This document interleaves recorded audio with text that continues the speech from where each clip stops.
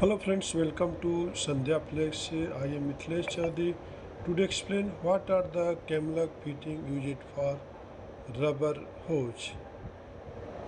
Camlock fitting, also known as cam and groove coupling, connect two hoses or pipes for transfer or delivery of a material. The fitting are used as in the connection on suction hoses, discharge hoses and other low pressure flexible material delivery floods. Although they can also be used for dry goods.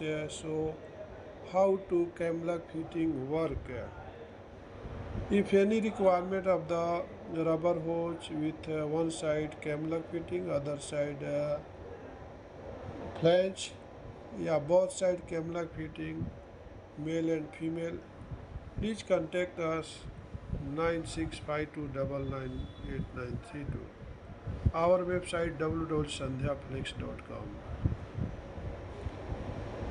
Are a Camlock, what are the assembly of a Camlock coupling?